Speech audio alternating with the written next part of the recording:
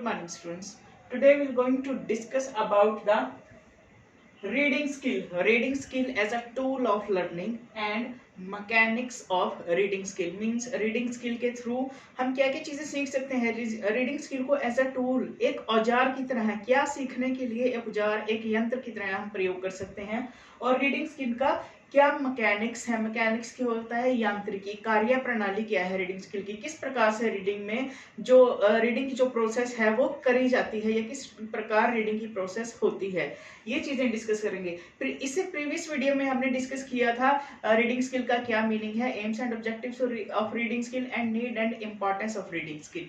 So what is reading skill? Reading is a process in which we looking at a printed or written material and produce a sound and associate that sound with a particular object for which it is used. Reading क्या है, कैसी प्रक्रिया है जिसमें कि हम printed, लिखित या मुद्रित सामग्री की तरफ देखते हैं, ध्वनियां निकालते हैं और फिर उन ध्वनियों को हम उस पर्टिकुलर चीज के साथ, वस्तु के साथ या भाव के साथ जोड़ते हैं जिस चीज के लिए उस ध्वनि का, जिस शब्द के लिए उस ध्वनि का प्रयोग किया जाता है, उस शब्द का मीन्स प्रयोग किया जाता है जिस वस्तु के लिए, तो वही रीडिंग स्किल है. तो अब हम देख लेते हैं कि रीडिंग स्किल को हम as a tool of learning कैसे यूज कर सकते हैं, क्या क्या चीजें लर्न करने के लिए या क्या सीखने के लिए रीडिंग स्किल का हम यूज कर सकते हैं टूल की तरह. फर्स्ट है new education. Reading as a tool to learn new knowledge. किसी भी नए ज्ञान को प्राप्त करने के लिए रीडिंग स्किल को हम एज अ टूल जो है वो यूज कर सकते हैं. क्योंकि अगर हमें पढ़ना आता है, अगर स्टूडेंट्स को पढ़ना आता है, उनकी रीडिंग स्किल जो है वो डेवलप्ड है, तो वो पढ़ करके कोई भी जो नई नॉलेज है, नया ज्ञान है, आए दिन नए नए जो इन्वेंशंस हैं, आविष्कार हैं, नई नई जानकारियां हैं, वो होती रहती हैं, वो नए नए आविष्कार होते रहते हैं हर एक फील्ड में, चाहे वो बिजनेस फील्ड हो, एजुकेशन का फील्ड हो, साइंस का फील्ड हो या फिर मीन्स चिकित्सा का फील्ड हो, मेडिकल फील्ड हो आपका. तो इस तरीके की जो न्यू न्यू नॉलेज है वो हम रीडिंग के थ्रू इजीली न्यूज़पेपर में पढ़ के, मैगजीन में पढ़ के, इंटरनेट के थ्रू सर्च करके, वहां से पढ़ के हम एक्वायर कर सकते हैं. नेक्स्ट है reading as a tool to learn formal education. जो फॉर्मल एजुकेशन है, औपचारिक शिक्षा है आपकी. औपचारिक शिक्षा क्या होती है? जैसे कि स्कूल कॉलेज में जा करके एडमिशन लेकर के हम जो शिक्षा, जो एजुकेशन प्राप्त करते हैं जिसमें कि सारी फॉर्मेलिटीज को फॉलो किया जाता है, एक प्रॉपर एडमिशन का प्रोसेस होता है, एक प्रॉपर टाइम टेबल होता है, प्रॉपर सिलेबस होता है, प्रॉपर क्लासेस होती हैं जो टाइम टेबल के अकॉर्डिंग लगती हैं. जो फॉर्मल एजुकेशन है वो भी हम रीडिंग के थ्रू ले सकते हैं. क्योंकि अगर रीडिंग स्किल स्टूडेंट्स की डेवलप होगी तो स्टूडेंट क्या है, इसको एज अ टूल यूज कर सकते हैं. स्टूडेंट मटेरियल को, सिलेबस को, कंटेंट को रीड करके अंडरस्टैंड कर सकते हैं और फिर जो कि एग्जाम के लिए बेनिफिशियल होता है. Reading is a tool in learning informal education. जो इनफॉर्मल एजुकेशन है, जैसे फॉर्मल और इनफॉर्मल, नॉन फॉर्मल, 3 टाइप्स होते हैं एजुकेशन की. जो इनफॉर्मल, अनौपचारिक शिक्षा है जिसमें कि हमें स्कूल कॉलेज जाने की जरूरत नहीं, जैसे कि आपका डिस्टेंस मोड है. डिस्टेंस मोड के थ्रू जब आप, या कॉरस्पॉन्डेंस के थ्रू जब आप किसी क्लास को में एडमिशन लेते हैं तो आप घर पर बैठकर ही स्टडी कर सकते हैं. कुछ एक फॉर्मेलिटीज, थोड़ी बहुत फॉर्मेलिटीज उसमें होती हैं, जैसे पीसीपी क्लासेस लगती हैं, आपकी पर्सनल कॉन्टेक्ट प्रोग्राम क्लासेस लगती हैं, वो फॉलो करनी पड़ती हैं. बट जो फाउंडेशन एक फॉर्मल एजुकेशन में होती है कि रोज स्कूल जाना है, टाइम टेबल को फॉलो करना है, इस टाइम पे जाना है, इस टाइम पे जो डिस्पर्सल है या छुट्टी होगी वो होगी, वो चीजें इनफॉर्मल एजुकेशन में नहीं होती. इनफॉर्मल एजुकेशन में हम अपने अकॉर्डिंग, अपने जब भी हमें टाइम मिलता है दिन में किसी भी टाइम, उस टाइम पे हम अपनी स्टडी को कर सकते हैं, रीड कर सकते हैं बुक्स को. अगर हमें रीड करना आता है, हमें समझ में आता है जो कि हम लिखा हुआ पढ़ते हैं, तो अपनी इनफॉर्मल एजुकेशन को लेने के लिए भी इसको हम एज अ टूल जो है वो यूज कर सकते हैं. नेक्स्ट है as a tool in non formal education. जो नॉन फॉर्मल, निरौपचारिक शिक्षा है जिसमें कि हम बहुत कम फॉर्मेलिटीज जो है वो फॉलो करनी पड़ती है, जैसे ओपन लर्निंग है जिसमें कि सेल्फ स्टडी के थ्रू हम अपनी एजुकेशन को कंटिन्यू रख सकते हैं, कोई भी डिग्री, डिप्लोमा कर सकते हैं. तो नॉन फॉर्मल एजुकेशन में भी रीडिंग स्किल को हम एज अ टूल जो है वो यूज कर सकते हैं. इसके थ्रू भी हम जो अपनी स्टडी है इसको कंटिन्यू रख सकते हैं, अपनी स्टडी को, अपनी जो एकेडमिक अचीवमेंट्स हैं, हमारी जो शैक्षिक उपलब्धियां हैं हमारी, उनको हम बढ़ा सकते हैं. नेक्स्ट है as a tool to learn other linguistic skills. Means reading skill को हम एज अ टूल कैसे यूज कर सकते हैं कि रीडिंग स्किल के थ्रू हम जो अदर लिंग्विस्टिक स्किल्स हैं, listening, speaking, reading and writing, 4 skills हैं, तो जो रीडिंग के अलावा अदर स्किल्स हैं जैसे राइटिंग है, स्पीकिंग है, वो स्किल्स भी इजीली सीख सकते हैं इसको एक औजार की तरह यूज करके। क्योंकि हम जैसा शब्दों को लिखा हुआ देखते हैं, मीन जैसे पढ़ते हैं वैसा ही हम बोलेंगे, हमारा प्रोनाउंसिएशन वैसा ही होगा जैसा हम पढ़ेंगे। ये जैसा हम उनको देखते हैं, हम सिंबल्स को लिखा हुआ देखते हैं, स्पेलिंग्स देखते हैं लिखे हुए, वैसे ही हम भी लिखेंगे। तो इसके थ्रू हमारी जो स्पीकिंग और हमारी राइटिंग स्किल है वो भी डेवलप होती है। नेक्स्ट है as a tool in learning personality development. Reading skill के थ्रू हम अपनी पर्सनैलिटी, अपने व्यक्तित्व का भी विकास कर सकता है। एक पर्सन, एक स्टूडेंट अपने व्यक्तित्व का विकास कर सकता है, क्योंकि रीडिंग स्किल के थ्रू ये नहीं कि सिर्फ हमने शैक्षिक नॉलेज ही मिलती है, शैक्षिक ज्ञान ही मिलता है, या हम सिर्फ अपने बुक्स को या शिक्षा के क्षेत्र में ही इसको यूज कर सकते हैं, बल्कि जो हम जानकारियां, नई नई ज्ञान हमें मिलता है वहां से मिलकर जो भी हम पढ़ते हैं उसको हम अपनी डेली लाइफ में यूज कर सकते हैं। इसके क्या है, अपने हमारी जो पर्सनैलिटी है वो भी डेवलप होती है। हम दूसरों को वो ज्ञान जो है वो इम्पार्ट कर सकते हैं, बांट सकते हैं, बता सकते हैं, इंफॉर्मेशन दे सकते हैं दूसरों को नई नई चीजों के बारे में। तो इससे हमारी एक पर्सनैलिटी डेवलप होगी। हम जो बोलने का एक तरीका है वो सीख सकते हैं, अपनी कम्युनिकेशन एबिलिटी को हम इफेक्टिव बना सकते हैं रीडिंग के थ्रू। तो इसके थ्रू एक स्टूडेंट के व्यक्तित्व का विकास भी इजीली हम कर सकते हैं। इसको एज अ टूल हम यूज कर सकते हैं पर्सनालिटी को डेवलप करने के लिए। नेक्स्ट है cultural and literature, means to use as a tool in learning culture and literature. किसी भी कंट्री के या किसी भी समुदाय के कल्चर को और किसी भी भाषा के साहित्य को जानने के लिए हम रीडिंग स्किल को एज अ टूल यूज कर सकते हैं। मीन्स रीडिंग स्किल के द्वारा हम किसी भी कल्चर के बारे में लर्न कर सकते हैं, जान सकते हैं, सीख सकते हैं और किसी भी साहित्य को पढ़ सकते हैं इजीली। तो इसको हम एज अ कल्चरल नॉलेज लेने के लिए और लिटरेचर की नॉलेज लेने के लिए भी एज अ टूल जो है वो प्रयोग कर सकते हैं। लिटरेचर हम पढ़ सकते हैं, अगर हम पढ़ना आएगा तभी हम साहित्य पढ़ सकते हैं। अगर हमें किसी लैंग्वेज में पढ़ना आएगा तो तभी हम साहित्य को पढ़ करके समझ सकते हैं कि उसका लैंग्वेज का साहित्य में किस प्रकार की विधाएं हैं जिनकी रचना की गई है, कैसे पोएम्स हैं, कैसे ड्रामाज हैं, कैसे प्लेस हैं, कैसे प्रोज हैं जो लिखे गए हैं, कैसी स्टोरीज हैं जो लिखी गई हैं।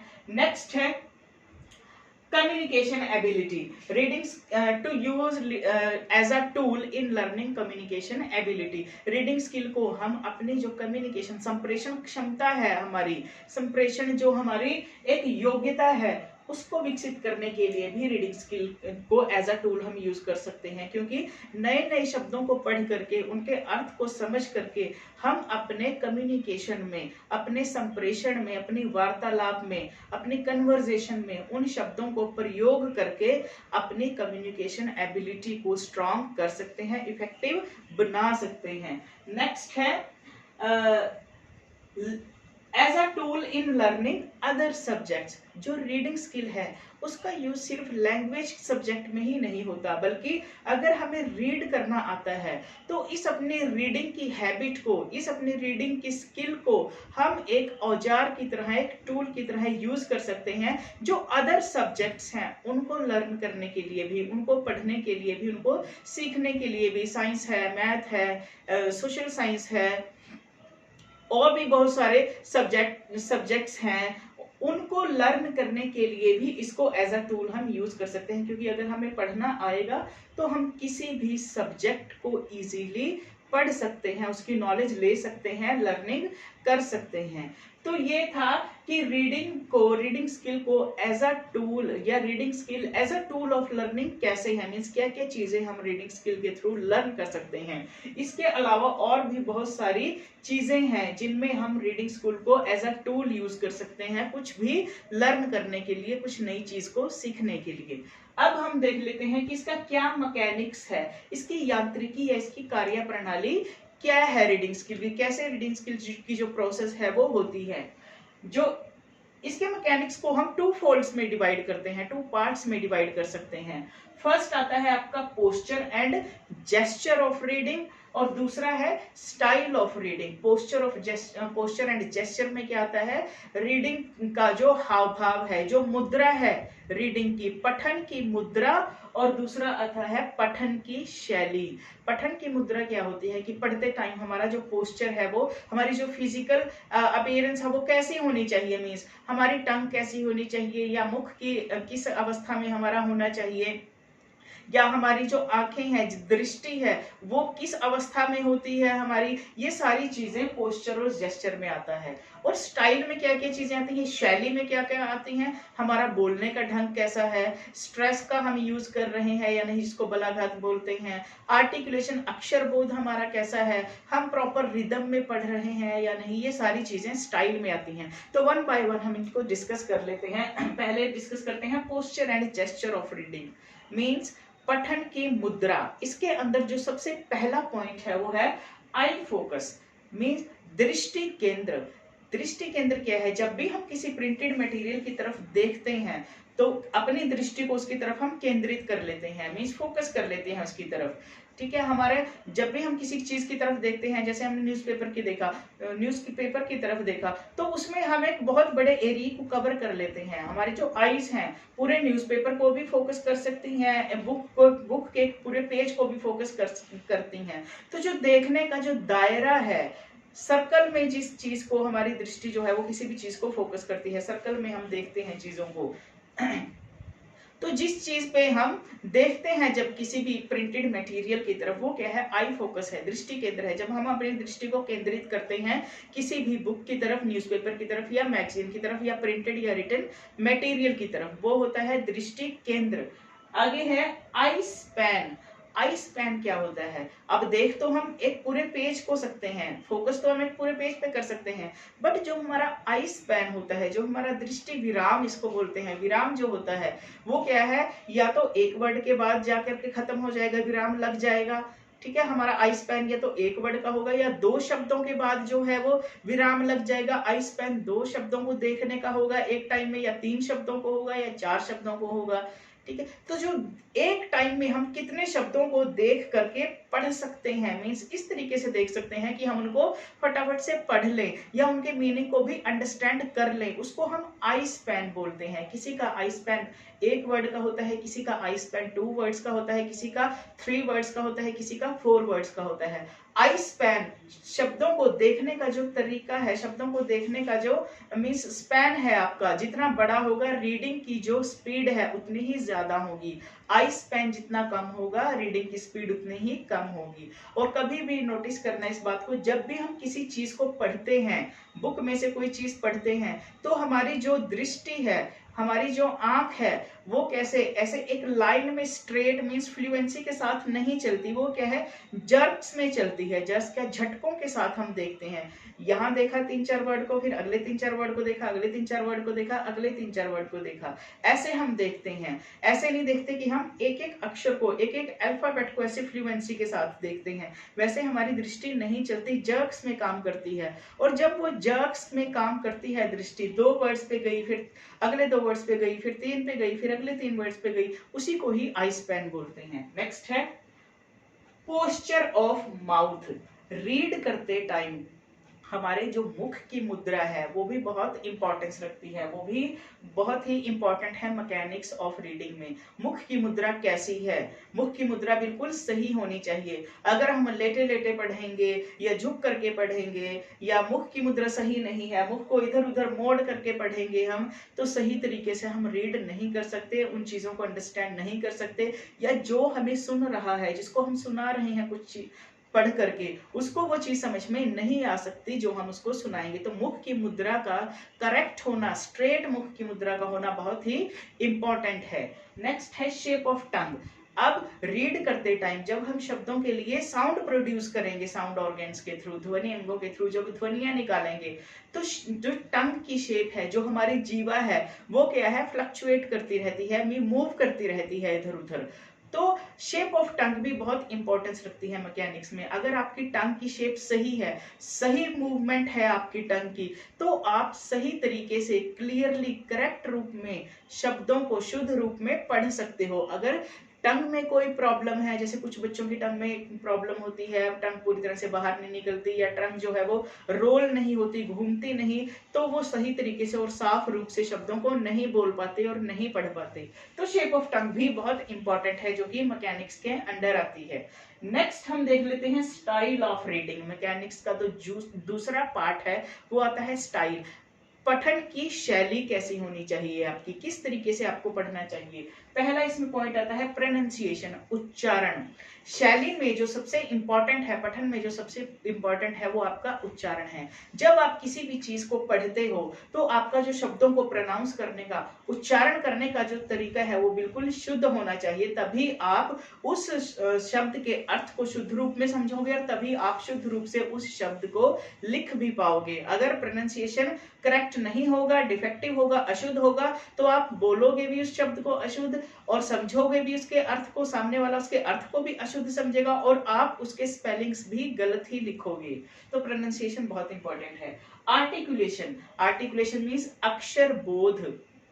इसमें क्या करते हैं हम, स्टूडेंट को जब भी रीडिंग स्किल आपने डेवलप करनी है तो अक्षर बोध करके, जैसे कि कोई शब्द है, कोई बड़ा शब्द है या छोटा भी कोई शब्द है, उसमें कुछ सिलेबल्स होते हैं। मैंने अपनी प्रीवियस वीडियो में सिलेबल्स के बारे में डिस्कस किया होता है। सिलेबस क्या है, किसी भी वर्ड के कुछ पार्ट्स, जैसे टीचर है वर्ड TEACHER, इसमें क्या है, दो सिलेबल है, एक है टीच और एक है अर। TEACH एक सिलेबल हो गया और ER दूसरा सिलेबल है।